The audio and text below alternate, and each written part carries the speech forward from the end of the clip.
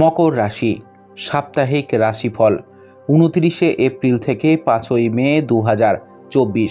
স্থূলতা বা ওজন বৃদ্ধির সমস্যা এই সপ্তাহে আপনাকে বিরক্ত করতে পারে। এমন পরিস্থিতিতে নিয়মিত যোগ ব্যায়াম এবং যোগাসনের মাধ্যমে আপনার ওজন নিয়ন্ত্রণে রাখতে হবে। এর জন্য ভাজা খাবার এড়িয়ে চলুন।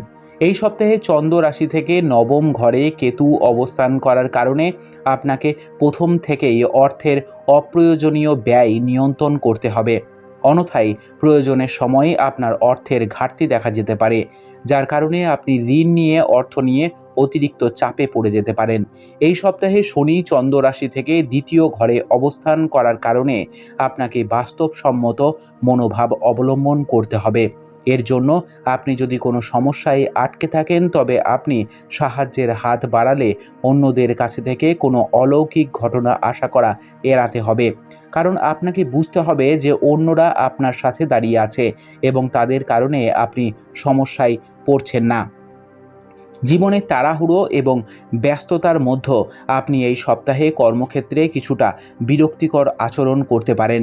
এর কারণে আপনার অন্যান্য সহকর্মীদের সাথে বিবাদ বা বিরোধ হতে পারে। যদিও এর সাথে সাথে আপনি অবিলম্বে আপনার ভুল স্বীকার করে সেই বিরোধের অবসান ঘটাতেও সফল হবেন। শিক্ষার্থীরা এই সপ্তাহে শিক্ষাক্ষেত্রে অনেক ইতিবাচক পরিবর্তন দেখতে পাবেন।